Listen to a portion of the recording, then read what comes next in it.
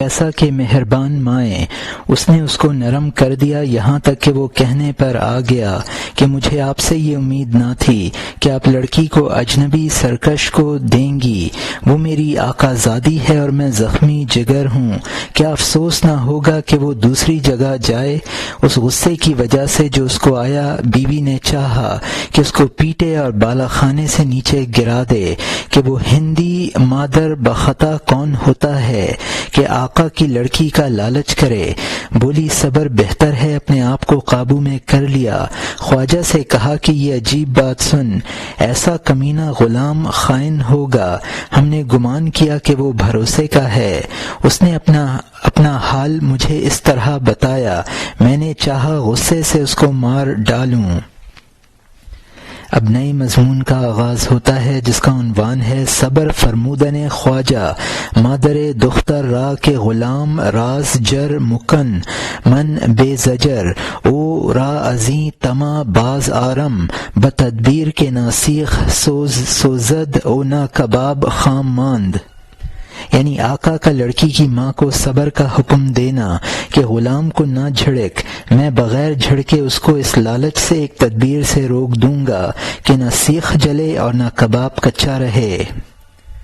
آقا نے کہا صبر کر، اس سے کہہ دے کہ ہم اس سے چھڑا لیں گے اور اس کو تجھے دے دیں گے تاکہ شاید اس کو اس کے دل سے نکال دوں، پھر تماشا دیکھنا کہ میں اس کو کس طرح دفع کرتا ہوں۔ تو اس کا دل خوش کر دے، کہہ دے صحیح سمجھ کہ حقیقتاً ہماری لڑکی تیرا جوڑا ہے، اے بہترین خریدار، ہم نہ سمجھے تھے، جب ہم سمجھ گئے تو زیادہ مناسب ہے، ہماری آگ بھی ہماری بھٹی میں، لیلا بھی ہماری اور تو مجنو بھی ہمارا، تاکہ اچھا خیال اور فکر اس پر چھا جائے، شیریں خیال اس کو موٹا کر دے۔ جانور موٹا ہوتا ہے لیکن چارے سے، آدمی عزت اور بڑائی سے پھولتا ہے، آدمی کان کے راستے سے موٹا ہوتا ہے، جانور حلق اور کھانے سے موٹا ہوتا ہے۔ اس بیوی نے کہا کہ ذلت اور رسوائی سے اس معاملے میں میری زبان کیسے ہلے گی، میں اس کی خاطر ایسی بکواس کیا بکوں، گو وہ شیطان صفت خائن مر جائے۔ خواجہ نے کہا نہیں، نہ ڈر اور تسلی دے دے تاکہ اس اچھی مہربانی سے اس کی بیماری جاتی رہے۔ اے دلربا، اس کا دفیہ میرے ذمے لکھ دے، مہلت دے تاکہ یہ باریک کاتنے والا صحت یاب ہو جائے۔ جب خاتون نے اس خستہ حال سے یہ کہہ دیا، وہ ناز سے زمین پر نہ سماتا تھا، موٹا اور فربا اور سرخ ہو گیا اور کھل گیا، گلے سرخ کی طرح اس نے ہزاروں شکریہ ادا کیے۔ کبھی کبھی کہتا اے میری بیگم، کہیں ایسا نہ ہو کہ یہ مکر و فریب ہو، لیکن بیگم اس کو یقینی طور پر کہتی کہ ہم اس کے در پہ ہیں، تو اب مطمئن رہ۔ خواجہ نے جب اس کو دیکھا کہ سرخ اور فربا ہو گیا، اس سے بیماری جاتی رہی اور چلنے پھرنے لگا، خواجہ نے مجمع کیا اور دعوت کی کہ میں فرج کی شادی کر رہا ہوں، یہاں تک کہ مجمع فریب اور دھوکہ دیتا تھا کہ اے فرج تجھے جوڑا مبارک ہو، یہاں تک کہ فرج کو اس بات پر بہت یقین ہو گیا، جڑ اور بنیاد سے اس میں سے بیماری چلی گئی۔ اس کے بعد شب عروسی میں مکر سے ایک لڑکے کو عورت کی طرح مہندی لگائی، دلہن کی طرح اس کی کلائیاں آراستہ کیں، پھر اس کو مرغی دکھائی، مرغا دے دیا، اور اوڑھنی اور دلہنوں والے عمدہ جوڑے سے ہٹے کٹے لونڈے کا منہ چھپا دیا، تنہائی کے وقت شمع کو فوراً بجھا دیا، غلام ایسے سخت ہٹے کٹے کے ساتھ رہ گیا۔ بیچارہ غلام فریاد اور آہوزاری کرتا تھا، دف بجانے والوں کی وجہ سے باہر کسی نے نہ سنا، ہتھیلیوں اور دف کے بجانے اور مرد عورت کے نعروں نے اس نعرہ مارنے والے کے نعروں کو دبا دیا۔ دن نکلتے تک وہ بیچارہ غلام کو جھنجھوڑتا رہا، جس طرح کے کتے کے آگے آٹے کی بوری ہو۔ وہ دن میں تشلا اور بھاری بخچہ لائے، داماد کی رسم کے مطابق وہ فرج حمام میں گیا۔ یہاں مترجم نے حاشیے میں لکھا ہے کہ غلام کو دکھایا تو یہ کہ اس کی شادی عورت سے کر رہے ہیں اور شادی لونڈے سے کر دی۔ جب وہ نوجوان اس غلام کو پیٹا وہ شور کرنے لگا، لیکن ڈھول اور دف کے شور و غل میں اس کی آواز کوئی نہ سن پاتا تھا۔ جب کتے کو آٹے کی بوری میں سے اپنی غذا نہ ملے گی اس کو جگہ جگہ سے پھاڑ ڈالے گا۔ اور یہاں حاشیہ ختم ہوتا ہے۔ وہ نیم مردہ حمام بن گیا، بھٹی والوں کی گدڑی کی طرح مقعد دریدہ۔ وہ رنجیدہ حمام سے خیمے میں آیا، لڑکی دلہن کی طرح اس کے سامنے بیٹھ گئی۔ اس کی ماں محافظ بن کر وہاں بیٹھ گئی تاکہ ایسا نہ ہو کہ وہ دن میں آزمائے۔ اس نے تھوڑی دیر دشمنی سے اس کو دیکھا، پھر دونوں ہاتھوں سے اس کو دھکا دیا، بولا خدا کرے کسی کا جوڑ نہ لگے تجھ جیسی بدکار بری دلہن سے۔ دن میں تیرا چہرہ ختن کی خاتون جیسا ہے، رات کو تیری شاخ گینڈے کے سین کی طرح ہے۔ دن میں تیرا چہرہ تتار کی خاتون کی طرح ہے، رات کو تیرا غایا گدھے کی غایا سے بدتر ہے۔ اس دنیا کی تمام نعمتیں اسی طرح امتحان سے پہلے دور سے بہت اچھی ہیں، دور سے نگاہ میں پانی نظر آتی ہے، جب تو زیادہ نزدیک جائے گا وہ سراب ہوں گی۔ وہ کھوسٹ بڑھیا ہے اور بہت چاپلوسی سے اپنے آپ کو نئی دلہن دکھاتی ہے۔ خبردار اس کے اپٹن سے دھوکہ نہ کھا، اس کے زہریلے شہد کو نہ چکھ، تاکہ تو فرج کی طرح سینکڑوں مصیبتوں میں نہ پڑ جائے۔ صبر کر کیونکہ صبر کشادگی کی کنجی ہے۔ الصبر مفتاح الفرج۔ اس کا دانہ ظاہر ہے، جال چھپا ہوا ہے، شروع میں اس کا انعام تجھے اچھا نظر آتا ہے۔ یہاں مترجم نے حاشیے میں لکھا ہے کہ لڑکی کی ماں پاس بیٹھ گئی تاکہ وہ غلام یہ نہ دیکھ لے کہ یہ اور ہے اور رات اور تھا۔ ختن چین میں ایک شہر ہے جس کا حسن مشہور تھا۔ جس طرح اس غلام کے لیے یہ دلہن مصیبت ثابت ہوئی، دنیا کی نعمتوں کا بھی یہی حال ہے۔ وہ ریت جو دور سے پانی نظر آتا ہے اسے سراب کہتے ہیں۔ فرج اس ہندی غلام کا نام ہے۔ اور یہاں حاشیہ ختم ہوتا ہے۔ اب نئے مضمون کا آغاز ہوتا ہے جس کا عنوان ہے در بیان آن کا این غرور تنہا آں ہندو را نبود بلکہ ہر آدمی بچنی غرور مبتلا است در ہر مرحلہ الا من عصمہ اللہ۔ یعنی اس بیان میں کہ یہ دھوکہ تنہا اس ہندی کو نہ تھا بلکہ ہر آدمی ایسے دھوکے میں ہر مرحلے میں مبتلا ہے بجز اس کے جس کو اللہ بچائے۔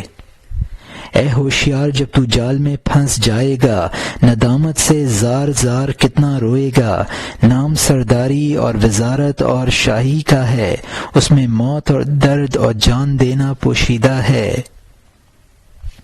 غلام بن اور زمین پر گھوڑے کی طرح چل، نہ کہ جنازے کی طرح جس کو کاندھے پر لے جائیں۔ نہ شکر سب کو اپنا بار بردار بنانا چاہتا ہے، مردوں کی طرح لوگوں کے لیے بوجھ بن گیا۔ تو جس کو خواب میں جنازے پر دیکھے وہ بلند مرتبہ کسی عہدے پر سوار ہوگا، کیونکہ وہ تابوت لوگوں پر بوجھ ہے۔ ان بڑوں نے لوگوں پر بوجھ ڈالا ہے۔ اے بیٹا اپنا بوجھ اپنے بدن پر رکھ، اس سے بچ کسی دوسرے پر نہ رکھ۔ اپنا بوجھ کسی پر نہ ڈال اور اپنے اوپر رکھ۔ سرداری نہ طلب کر، درویش بہتر ہے۔ لوگوں کی گردنوں پر سوار نہ ہو تاکہ تیرے دونوں پاؤں میں نقرس نہ ہو جائے۔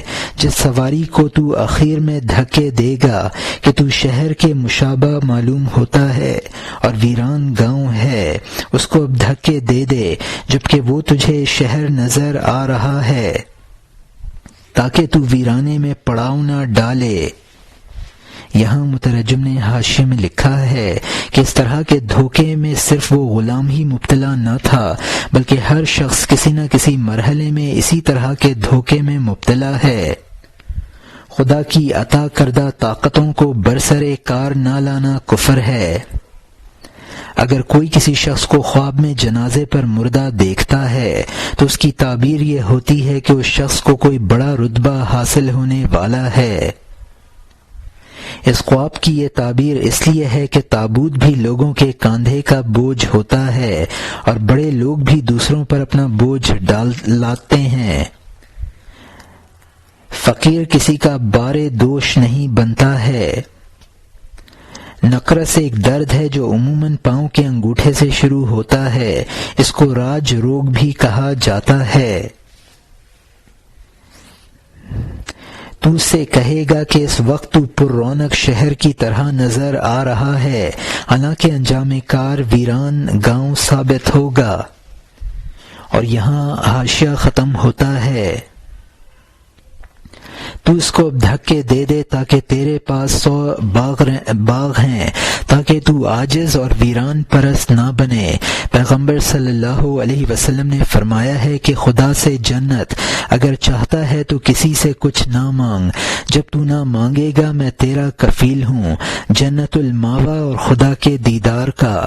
وہ صحابی اس کفالت سے کھڑے بنے، یہاں تک کہ وہ ایک روز سوار تھے، ان کے دائیں ہاتھ سے کوڑا گر گیا، خود نیچے اترے، اس کو کسی سے نہ مانگا۔ جس کے دینے سے کوئی برائی نہیں آتی ہے، وہ جانتا ہے بغیر مانگے خود دے دیتا ہے۔ اگر تو خدا کے حکم سے مانگے وہ جائز ہے، ایسا مانگنا نبیوں کا طریقہ ہے۔ جب دوست نے اشارہ کر دیا وہ برا نہ رہا، کفر ایمان بن گیا جبکہ کفر اس کے لیے ہو۔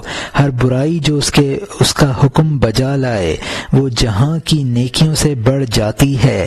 اگر اس سیپ کی کھال بھی زخمی ہو جائے دھکا نہ دے، کیونکہ اس میں ہزاروں موتی ہیں۔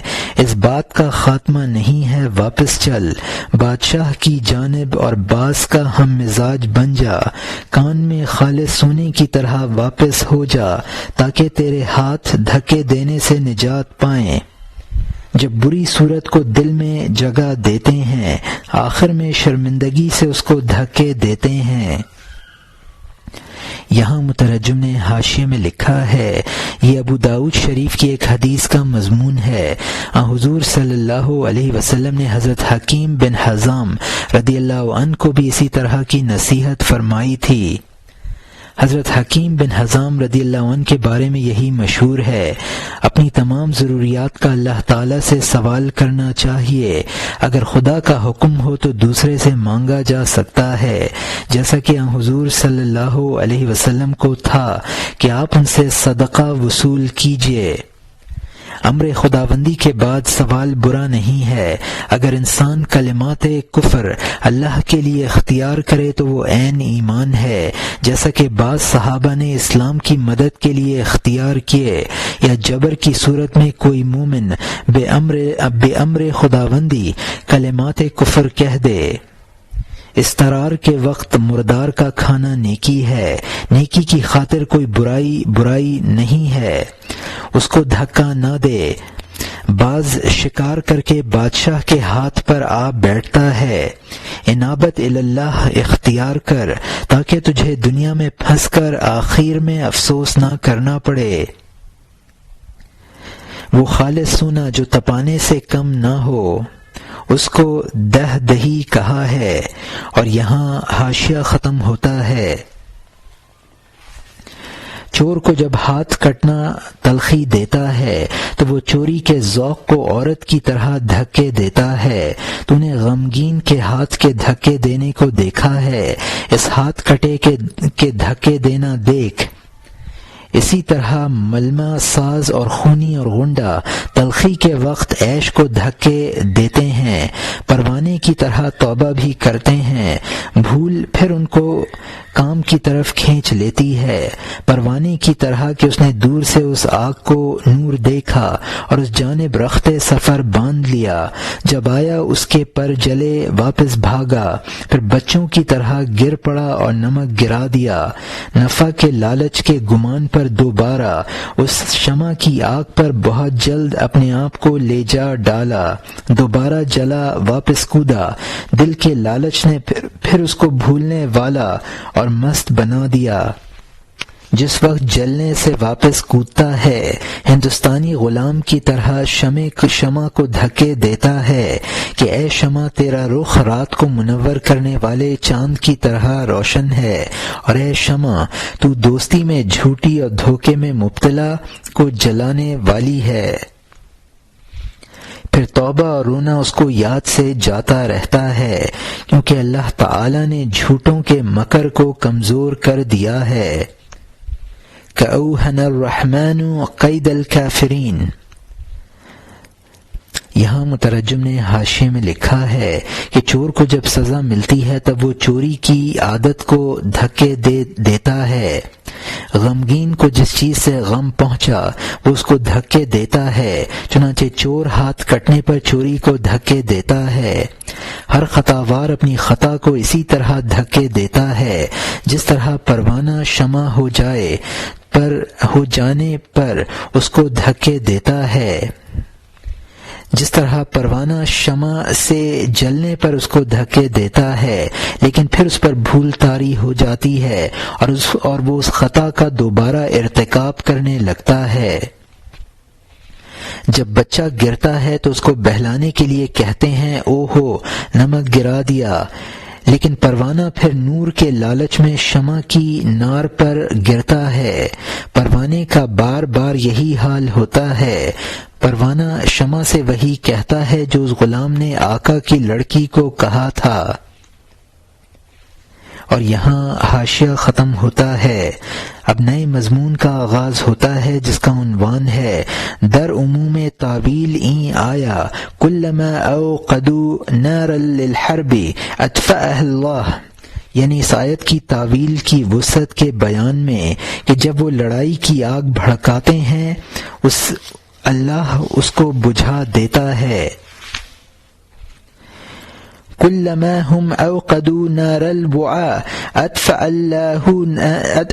اللہ نارهم حتى انطفأ، یعنی جب بھی انہوں نے جنگ کی آگ بھڑکائی اللہ نے ان کی آگ کو بجھا دیا یہاں تک کہ وہ بجھ گئی۔ اس نے پختہ ارادہ کیا کہ اے دل یہاں نہ ٹھہر، وہ پھر بھولنے والا بن گیا کیونکہ پختہ ارادہ والا نہ تھا، کیونکہ اس کے پاس سچائی کا بویا ہوا بیج نہ تھا۔ اللہ نے اس پر اس کی بھول کو مسلط کر دیا، اگرچہ وہ چکماک پر دل کو رگڑتا ہے، اس کی چنگاری کو اللہ کا ہاتھ بجھا دیتا ہے۔ یہاں مترجم نے حاشیے میں لکھا ہے اس آیت میں بیان کیا گیا ہے کہ جب کفار اللہ کی منشا کے خلاف مسلمانوں سے جنگ کا ارادہ کرتے ہیں تو اللہ تعالیٰ ان پر بھول طاری کر دیتا ہے اور اس لڑائی کی آگ کو بجھا دیتا ہے۔ یہی حال ہر انسان کا ہے، جب وہ قدرت کے منشا کے خلاف کوئی کام کرتا ہے تو اس پر بھول طاری کر دی جاتی ہے۔ اللہ تعالیٰ پر ایمان صادق کو صدقہ کہا ہے۔ ہر وہ چیز جس سے آگ سلگائی جائے، بھیڑیا بھی چپکے سے حملہ کرتا ہے۔ اور یہاں حاشیہ ختم ہوتا ہے، اب نئے مضمون کا آغاز ہوتا ہے جس کا عنوان ہے قصہ ہم در تفسیر ایمانی، یعنی انہی معنی کی تفسیر میں قصہ۔ ایک چور رات میں ایک بزرگ کے گھر میں گیا، گھسا اور چپکے سے بھیڑیے کی طرح گھسا۔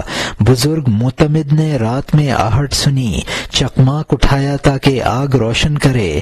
صاحب خانہ نے رات کو آواز سنی، اس یکتا نے چکماک اٹھا کر رگڑا، وہ آگ روشن کرتا تھا تاکہ شمع روشن کرے، تاکہ آواز کا راز اعلانیہ دیکھ لے۔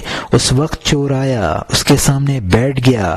جب چیتھڑا آگ پکڑتا وہ اس کو دبا دیتا، وہ اس جگہ انگلی کا سرا رکھ دیتا تاکہ آگ کی چنگاری فنا ہو جائے۔ وہ انگلی کے سرے کو تر کر لیتا، اس چنگاری کو انگلی سے بجھا دیتا۔ خواجہ سمجھتا کہ وہ خود بجھ جاتی ہے، وہ یہ نہیں دیکھتا کہ چور اس کو بجھاتا ہے۔ خواجہ نے کہا یہ چیتھڑا گیلا تھا، اس کی تری سے چنگاری فوراً بجھ جاتی ہے۔ یہاں مترجم نے حاشیے میں لکھا ہے کہ چور کے گھسنے پر جب آہٹ ہوئی تو مکان کے مالک نے کپڑے کا چیتھڑا اٹھایا تاکہ اس میں سے آگ لگا کر روشنی کرے اور دیکھے کہ گھر میں کون ہے۔ جب کپڑے میں چنگاری پیدا ہوتی وہ چور چپکے سے اس پر انگلی رکھ کر بجھا دیتا۔ جو شعلہ کپڑے سے نکلتا چور اس کو اپنی تر انگلی سے بجھا دیتا۔ مکان کا مالک یہی سمجھتا رہا کہ وہ چنگاری خود بجھ جاتی ہے، کپڑا گیلا ہوگا، اس کو یہ محسوس نہ ہوا کہ چور اس کو بجھا دیتا ہے۔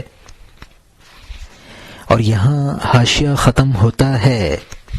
چونکہ سامنے کی تاریکی اور بہت اندھیرا تھا، وہ آگ بجھانے والے کو اپنے سامنے نہ دیکھتا تھا، اسی طرح اپنے دل کے اندر آگ بجھانے والے کو کافر کی آنکھ اندھے پن سے نہیں دیکھتی ہے۔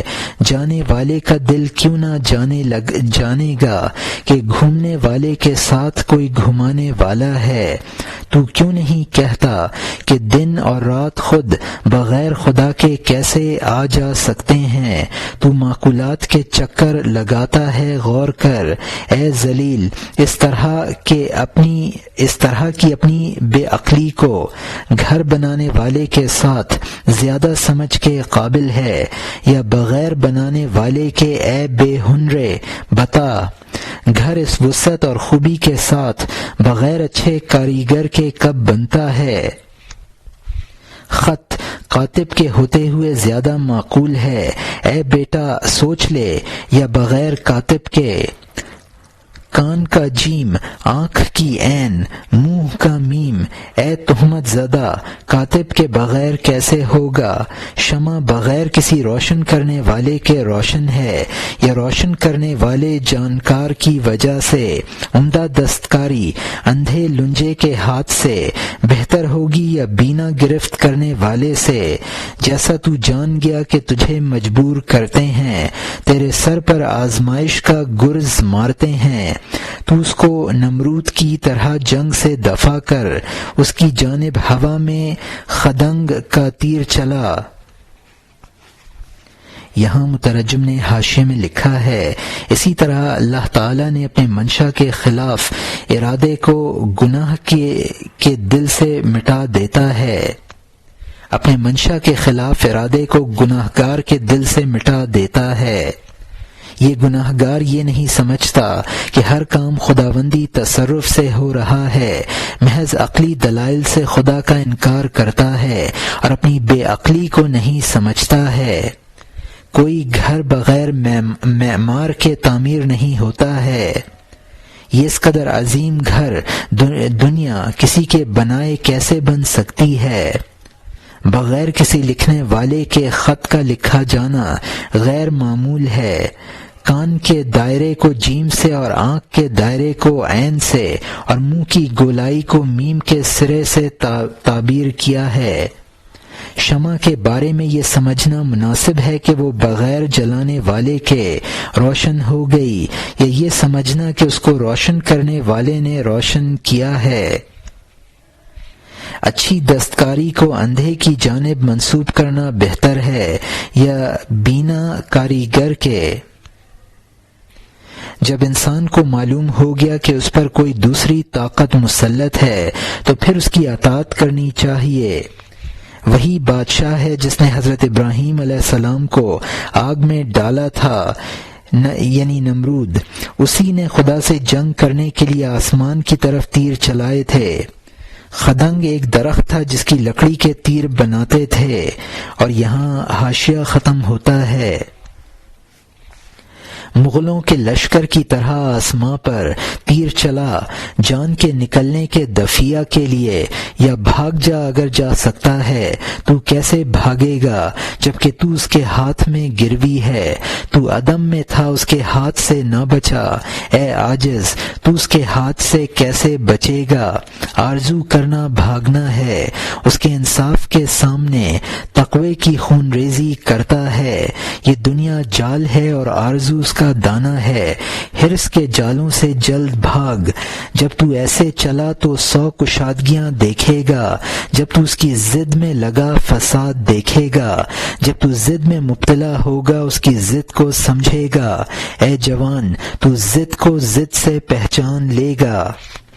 پیغمبر صلی اللہ علیہ وسلم نے فرمایا ہے، استفت القلوب، یعنی دلوں سے فتویٰ لو، اگرچہ ظاہر بھی مفتی تجھ سے بڑی باتیں کہے۔ رسول صلی اللہ علیہ وسلم کی جانب سے استفتی قلبک، یعنی اپنے قلب سے فتویٰ لے، سن لے، اگرچہ مفتی ظاہر میں تجھ سے زیادہ باتیں کہے۔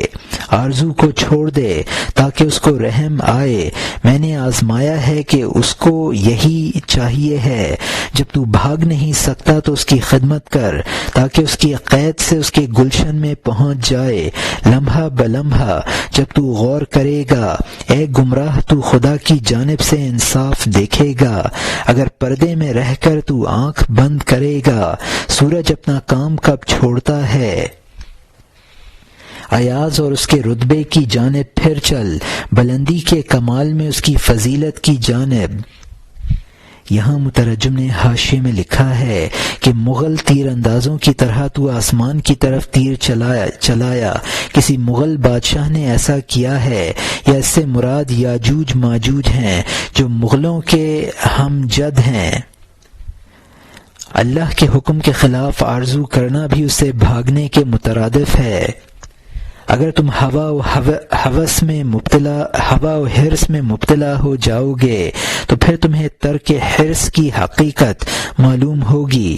تعرف الاشیاء بالازدادها، یعنی چیزیں اپنی ضدوں سے پہچانی جاتی ہیں۔ تقوی اختیار کرنے کے بعد انسان کا دل خود بھلائی کی طرف رہنمائی کرنے لگتا ہے۔ استفتی قلبک ومن افتاک المفتیون، یعنی تو اپنے دل سے فتویٰ حاصل کر، خواہ تجھے مفتی کچھ فتویٰ دیں۔ اللہ کو یہ پسند ہے کہ انسان اپنی حرص اور آرزو کو ختم کر دے، جبکہ خدا سے گریز ممکن نہیں ہے تو اس کی اطاعت کرنی چاہیے۔ جب تو اس فلسفے پر غور کرے گا تو تجھے شرح صدر ہو جائے گا، یعنی اللہ تعالیٰ اپنا عدل ترک نہیں کرے گا۔ اور یہاں حاشیہ ختم ہوتا ہے۔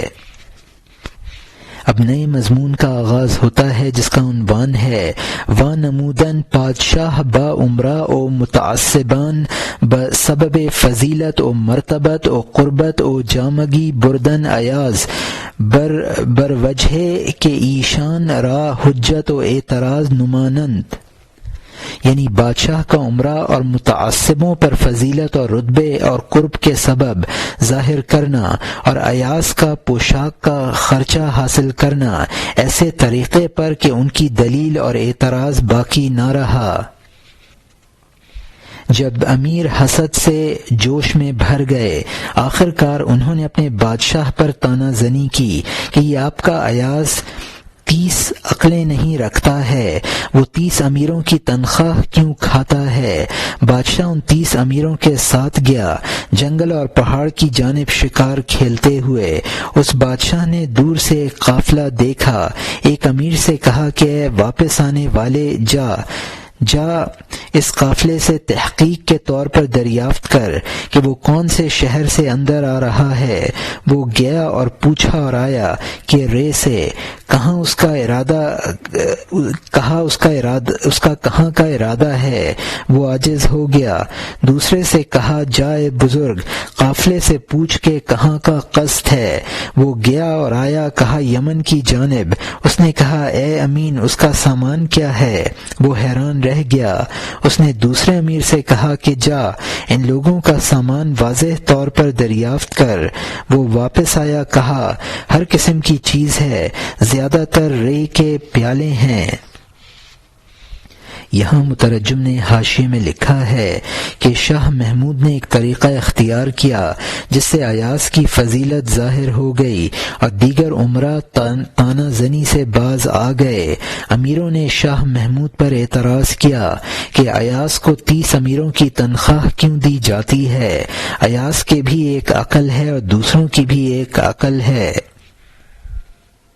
شاہ محمود ان 30 امیروں کو شکار کے بہانے شہر کے باہر لے گیا۔ اس دوسرے نے دریافت کیا کہ تو قافلے والوں نے بتایا کہ یمن شہر کو جا رہے ہیں۔ اور یہاں حاشیہ ختم ہوتا ہے۔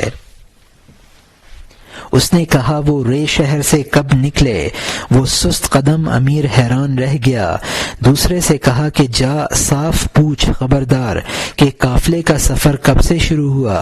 وہ واپس آیا اور کہا رجب کی 8ویں سے۔ کہا اے عجیب، رے میں کیا بھاؤ ہے؟ چونکہ وہ نہ جانتا تھا اس نے سانس نہ لیا۔ بادشاہ نے ان میں سے دوسرے کو بھیجا۔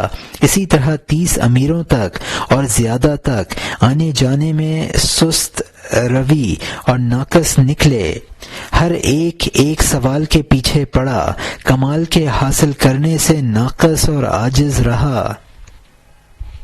اس نے امیروں سے کہا کہ میں نے ایک روز تنہا اپنے ایاز کا امتحان لیا کہ دریافت کر کے قافلہ کہاں کا ہے۔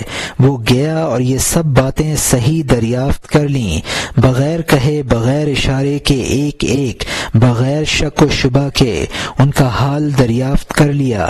جو کچھ ان 30 امیروں سے 30 دفعہ میں معلوم ہوا اس سے ایک دم مکمل ہو گیا۔ یہاں مترجم نے حاشیے میں لکھا ہے کہ شاہ نے کہا کہ وہ رے سے کب چلے تھے، ان پیالوں کا رے میں کیا بھاؤ تھا۔ ان 30 سرداروں میں سے کوئی پوری بات معلوم کر کے نہ آیا۔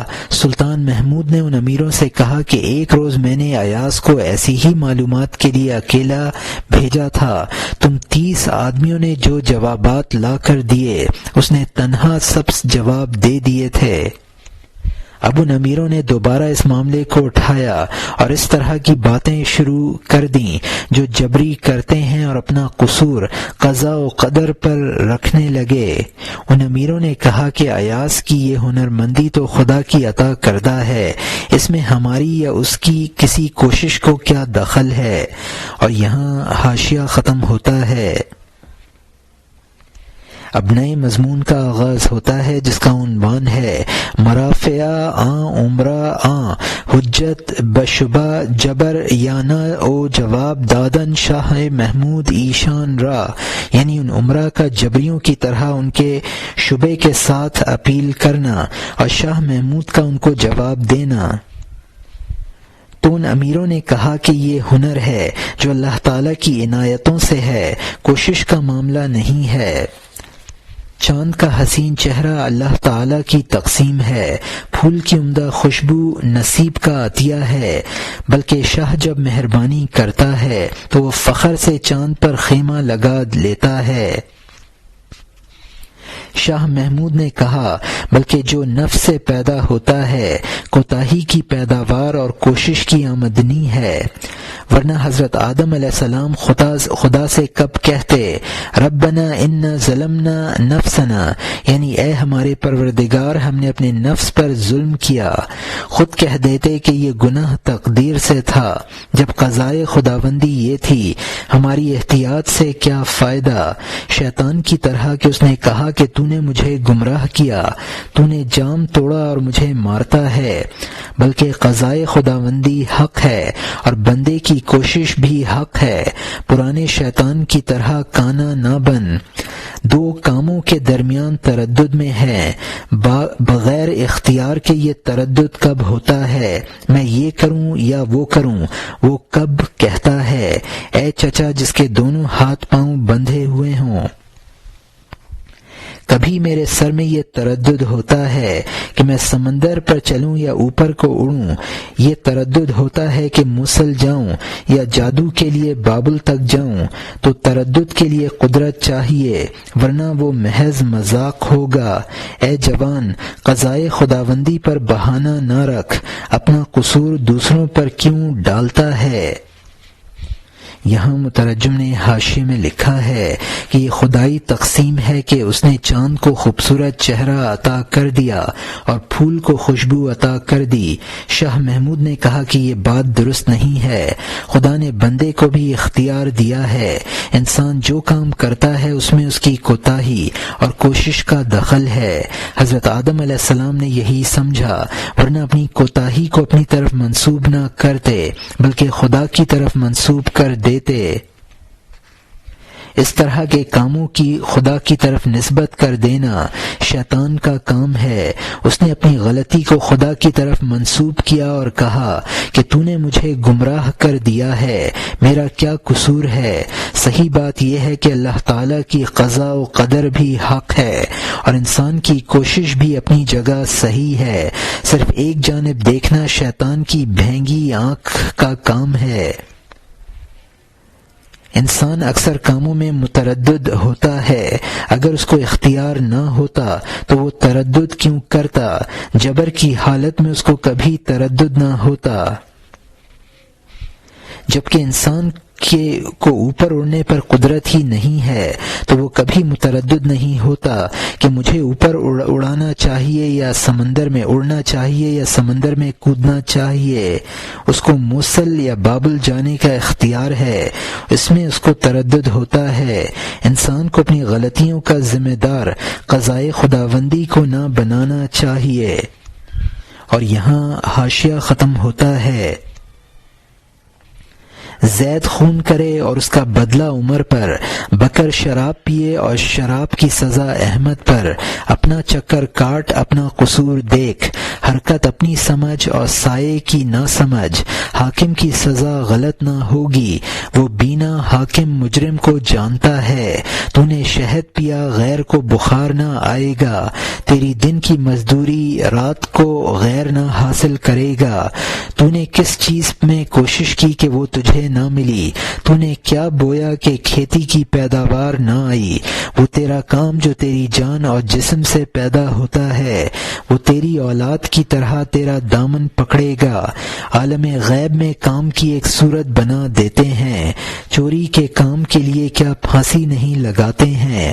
پھانسی چوری سے کب مشابہ ہے، لیکن وہ غیب داں خدا کی جانب سے ایک صورت بنائی ہوئی ہے۔ جب اللہ تعالیٰ نے کوتوال کے دل میں الہام کر دیا کہ انصاف کے لیے ایسی صورت بنا لے تاکہ تو عالم اور منصف بنے، قضائے خداوندی جزا اور سزا مناسب نامناسب کیسے دے گی؟ جبکہ انتخاب میں حاکم یہ کرتا ہے تو حاکموں کا حاکم کیا حکم کرے گا؟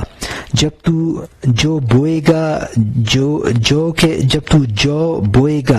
جو کے سوا نہ اگے گا، قرض تو نے لیا ہے میں گروی کس سے مانگوں، اپنا قصور کسی دوسرے پر نہ رکھ، اپنا ہوش اور کان اس بدلے پر لگائے رکھ۔ یہاں مترجم نے حاشیے میں لکھا ہے، اپنے جرم کی ذمہ داری قضا پر ڈالنا تو ایسا ہی ہے جیسا کہ قتل زید کرے اور بدلہ عمر سے لیا جائے، شراب بکر پیے اور احمد کے کوڑے مارے جائیں۔ اللہ تعالیٰ کبھی غیر مجرم کو سزا نہیں دیتا ہے۔ شہد کوئی کھائے اور اس کے اثر سے بخار دوسرے کو آئے، دن میں مزدوری کوئی کرے اور اس کی اجرت رات کو دوسرے کو دے دی جائے، یہ نہیں ہو سکتا ہے۔ ظاہری اعمال کے نتیجے خود کرنے والے کو حاصل ہوتے ہیں، انسان کے اعمال ہی اس کے دامنگیر ہوں گے، جس طرح اس کی ظاہری اولاد اس کی دامنگیر ہوتی ہے۔ آخرت میں اعمال مصور کر دیے جائیں گے، ہاں عمل اور جزا میں ظاہری منشا بہت نہ ہوگی، ظاہری مشابہت نہ ہوگی۔ چوری اور ڈاکہ زنی اور اس کی سزا پھانسی میں کوئی ظاہری مناسبت نہیں ہے، لیکن خدا نے دنیا میں انصاف قائم کرنے کے لیے اس کی وہ سزا تجویز کر دی ہے، جبکہ انصاف قائم کرنے کے لیے خدا نے یہ الہام کر دیا ہے تو پھر قضائے خداوندی غیر مناسب جزا اور سزا کہاں دے سکتی ہے؟ جب دنیا کا حاکم مناسب جزا اور سزا دیتا ہے تو احکم الحاکمین لا محالہ مناسب جزا اور سزا دے گا۔ جب تو نے قرض لیا ہے تو ہی گروی رکھے گا، اپنا جرم کسی دوسرے پر نہ رکھ اور اس کے بدلے کا منتظر رہ۔ اور یہاں حاشیہ ختم ہوتا ہے۔ اپنے آپ کو قصوروار ٹھہرا کیونکہ تو نے خود بویا ہے۔ اللہ تعالیٰ کی جزا اور سزا سے صلح رکھ۔ برا کرنا تکلیف کا سبب ہے، برائی اپنے کام کی وجہ سے سمجھ نہ تقدیر سے۔ تقدیر پر نظر رکھنا آنکھ کو بھینگا بنا دیتا ہے، کتے کو پاخانے والا اور کاہل بنا دیتا ہے۔ اے نوجوان، اپنے نفس کو متہم سمجھ، انصاف کے بدلے کو متہم نہ کر۔ مردوں کی طرح توبہ کر راستے پر چل پڑ، کیونکہ جو مثقال برابر عمل کرے گا وہ اس کو دیکھے گا۔ فمن یعمل مثقال بمثقال یرہ۔ نفس کے مکر سے دھوکے میں نہ پڑ، کیونکہ حق کا سورج ذرے کو نہیں چھپاتا ہے۔ اے فائدہ مند، یہ جسمانی ذرے اس جسمانی سورج کے سامنے ظاہر ہیں، خیالات اور فکر کے ذرے حقیقتوں کے سورج کے سامنے ظاہر ہیں، خدا کے سامنے ظاہر ہیں، تیرے سامنے پوشیدہ ہیں۔ یہ غیبی راز ہے، تو اس میں غور نہ کر۔ یہاں مترجم نے حاشیے میں لکھا ہے کہ انسان کی بدعملی اس کی تکلیف کا سبب ہے اور بدعملی کا وہ خود ذمہ دار ہے، مقدر اس کا ذمہ دار نہیں ہے۔ محض تقدیر پر نظر رکھنا انسان کو کجبیں بنا دیتا ہے اور انسانی نفس کو برائی کا عادی اور کاہل بنا دیتا ہے۔ برائی کی تہمت اپنے اوپر رکھنی چاہیے، اللہ کے انصاف کو متہم نہ بنانا چاہیے۔ خدا نے فرمایا ہے جو ایک ذرہ عمل کرے گا اس کا نتیجہ اس کے سامنے آئے گا۔ انسان کو نفس سے دھوکہ نہ کھانا چاہیے، اس کے عمل کا ذرہ ذرہ علم الہی میں ہے۔ جس طرح سے جسمانی ذرات ظاہری سورج میں چمک اٹھتے ہیں، اسی طرح سے خیالات کے ذرات علم الہی میں چمک اٹھتے ہیں۔ علم الہی عالم غیب کے اسرار میں سے ہے، اس میں عالم شہود میں غور و فکر نہ کرنا چاہیے۔ تیرے اختیار سے جو خیالات مخفی ہیں وہ سب علم الہی میں ظاہر ہیں۔ جبر و اختیار کی یہ حکایت ذکر کی گئی ہے کہ اپنے جرم کو کسی دوسرے کے ذمے نہ لگانا چاہیے۔ اور یہاں حاشیہ ختم ہوتا ہے۔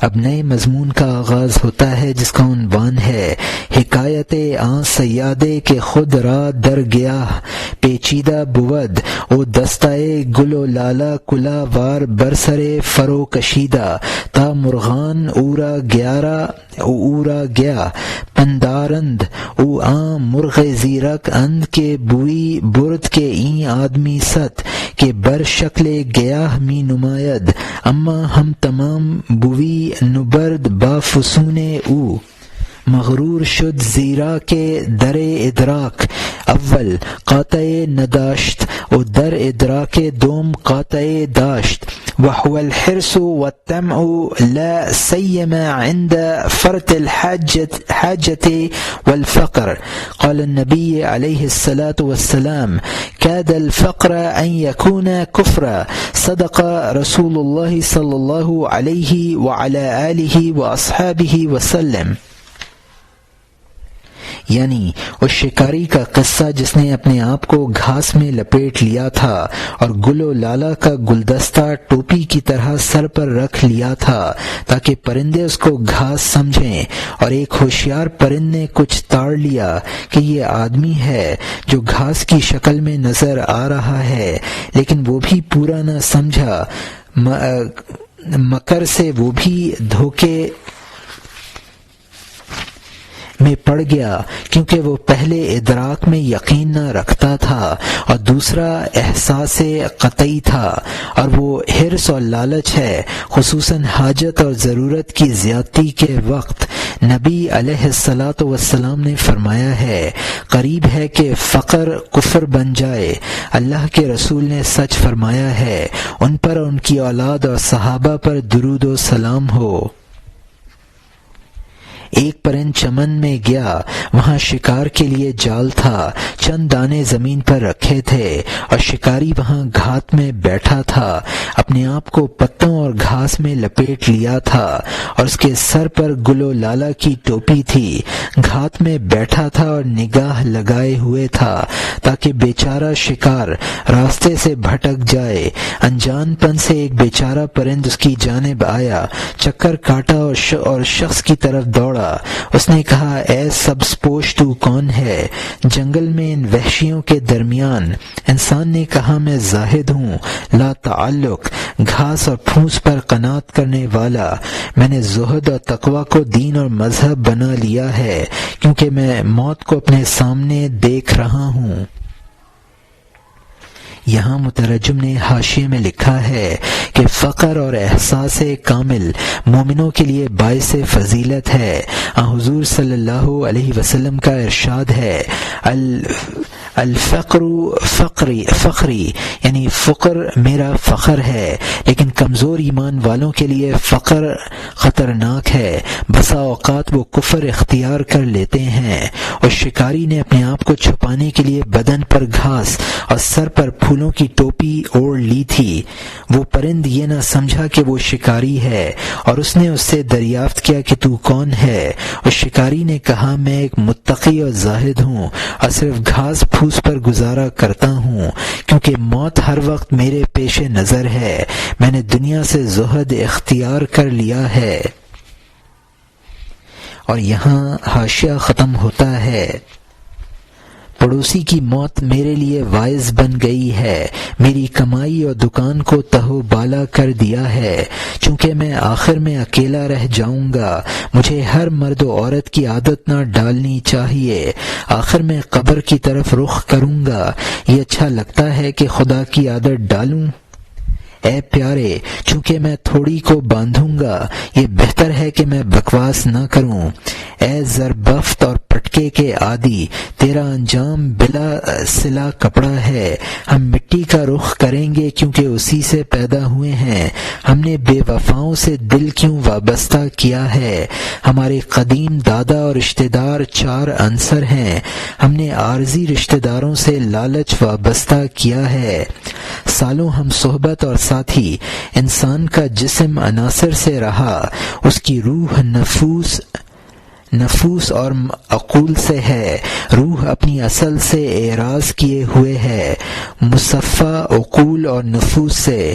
روح کو پیام آتا ہے کہ اے بے وفا، تو نے کچھ دن کے لیے دوست پا لیے ہیں، پرانے دوستوں سے منہ موڑ لیا ہے۔ بچے یقیناً کھیل میں خوش ہیں، رات کو ان کے گھر کی جانب کھینچ لے جاتے ہیں۔ یہاں مترجم نے حاشیے میں لکھا ہے کہ ایک پڑوسی کی موت سے مجھے عبرت حاصل ہو گئی اور میں نے اپنی دکان وغیرہ خیرات کر ڈالی۔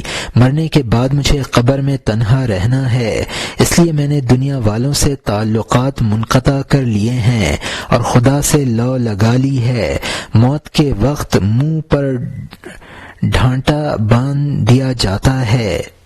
جو لوگ زندگی میں زربفت کا لباس اور زرعی پیٹیاں باندھتے ہیں، وہ بھی موت کے بعد بلا صلہ کفن پہنتے ہیں۔ انسان مٹی سے پیدا ہوا ہے اور اس کو مر کر مٹی میں جانا ہے، لہذا اسی سے تعلق رکھنا چاہیے۔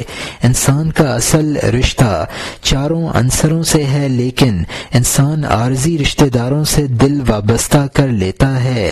انسان کے جسم کی تخلیق سے قبل اس کا جسم عناصر 4 کا ساتھی تھا۔ انسان کی روح عالم نفوس اور عالم عقول کی چیز ہے، لیکن وہ اپنی اصل کو فراموش کر دیتی ہے۔ جب روح اپنی اصل کو فراموش کرتی ہے تو وہ عقول اور نفوس اس سے کہتے ہیں کہ تو نے ہمیں بھلا دیا ہے اور عارضی یاروں سے رشتہ جوڑ لیا ہے۔ انسانوں کی مثال ان بچوں کی سی ہے جو دن بھر کھیل میں لگے رہتے ہیں اور رات کو ان کے والدین ان کو پکڑ کر جبراً گھر لے جاتے ہیں۔ یہی حال انسان کا ہے کہ اس کی روح کو لا محالہ اصل وطن کی طرف جانا ہے۔ اور یہاں حاشیہ ختم ہوتا ہے۔ کھیل کے وقت چھوٹا بچہ ننگا ہوا، چور اچانک چوغا اور جوتا لے بھاگا۔ وہ کھیل میں اس قدر لگا کہ وہ ٹوپی اور لباس اس کی یاد سے نکل گیا۔ رات ہو گئی اور اس کا کھیل بغیر مدد کے رہ گیا۔ اس کا منہ نہیں ہے کہ گھر کو جائے۔ کیا تو نے نہیں سنا؟ انما الدنیا لعب، یعنی دنیا کھیل ہے۔ تو نے سامان برباد کر دیا اور تو خوفزدہ ہو گیا۔ اس سے پہلے کہ رات ہو کپڑے تلاش کر لے، باتوں میں دن ضائع نہ کر۔ میں نے جنگل میں تنہائی اختیار کر لی ہے۔ میں نے لوگوں کو کپڑے کا چور سمجھا ہے۔ آدھی عمر معشوق کی تمنا میں، آدھی عمر دشمنوں کے غصے میں۔ جبہ وہ لے گیا، ٹوپی یہ لے گیا۔ ہم چھوٹے بچے کی طرح کھیل میں غرق ہیں۔ اب موت کی رات قریب آ گئی ہے۔ اس کھیل کو چھوڑ، بس کر، واپس نہ ہو۔ خبردار، توبہ پر سوار ہو جا، چور تک پہنچ جا، چور سے کپڑے واپس لے لے۔ توبہ کی سواری عجب سواری ہے، ایک لہجہ میں نیچے سے آسمان تک دوڑ جاتی ہے، لیکن سواری کی اس سے حفاظت کر جس نے چپکے سے تیرا چوغا چرا لیا ہے، تاکہ تیری سواری کو بھی نہ چرا لے۔ ہر وقت اپنی اس سواری کی حفاظت کر۔ یہاں مترجم نے حاشیے میں لکھا ہے کہ بچہ کھیل میں اپنے کپڑے اتار کر رکھ دیتا ہے اور کھیل میں اس قدر منہمک ہو جاتا ہے کہ چور اس کے کپڑے لے بھاگتا ہے۔ جب رات کو وہ گھر لوٹنا چاہتا ہے تو کپڑوں کی چوری کی شرمندگی سے گھر لوٹنے کی ہمت نہیں کرتا ہے۔ یہی حال انسان کا ہے کہ دنیا کے شغل میں اپنا سب کچھ کھو بیٹھتا ہے اور پھر آخرت کی طرف رخ کرنے سے شرماتا ہے۔ قرآن پاک میں ہے، اعلموا انما الحیات الدنیا لعب ولہو، یعنی جان لو کہ دنیا کھیل کود ہے، لہٰذا تمہارا حال اس بچے کا سا نہ ہو جو کھیل کود میں اپنا سب کچھ کھو بیٹھتا ہے۔ واپسی کے وقت سے پہلے اپنا جائزہ لے لو۔ اس شکاری نے پرند سے کہا، انسان غفلت میں اسی طرح دن گزار دیتا ہے کہ آدھی عمر تو مرغوبات کی تمنا میں گزری اور آدھی عمر دشمنوں کے غصے میں۔ غرض کے سفر آخرت کے لیے جو سامان تیار کرنا تھا وہ سب برباد ہو جاتا ہے۔ واپسی کا وقت قریب ہے، کھیل کو چھوڑ کر چلنے کی تیاری کرنی چاہیے۔ غلطیوں کی تلافی کی تدبیر تو یہ ہے اور استغفار ہے۔ توبہ کے لیے ضروری ہے کہ کہیں شیطان اس کو نہ توڑوا دے۔ اس شیطان چور نے تمہارا سامان تو چرا ہی لیا، اب اس توبہ کی سواری نہ چرا دے۔ اور یہاں حاشیہ ختم ہوتا ہے۔ اب نئے مضمون کا آغاز ہوتا ہے جس کا عنوان ہے حکایت آن شخص کے دزداں قچے او بد زدید نہ زدیدند او براں قناعت نہ کردند بہیلا جامہاش راہم دز دیدند، یعنی اس شخص کا قصہ جس کا دمبا چوروں نے چرا لیا اور اس پر بس نہ کی، تدبیر سے اس کے کپڑے بھی چرا لیے۔ ایک شخص کے پاس دمبا تھا اور اس کو پیچھے سے کھینچ رہا تھا۔ دمبا کو چور لے گیا اور اس کی رسی کاٹ دی۔ جب وہ واقف ہوا دائیں اور بائیں جانب بھاگا تاکہ معلوم کرے کہ وہ چرایا ہوا دمبا کہاں ہے۔ اس چور کو ایک کنویں پر دیکھا کہ وہ فریاد کر رہا ہے کہ ہائے تباہی۔ اس نے کہا اے استاد تو کیوں رو رہا ہے؟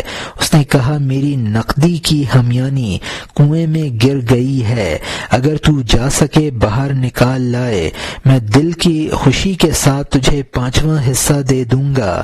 میری ہمیانی میں 500 درہم ہیں، اگر تو میرے ساتھ اس طرح کی مہربانی اور کرم کرے 5واں حصہ 100 درہم تو ہاتھ سے لے لے۔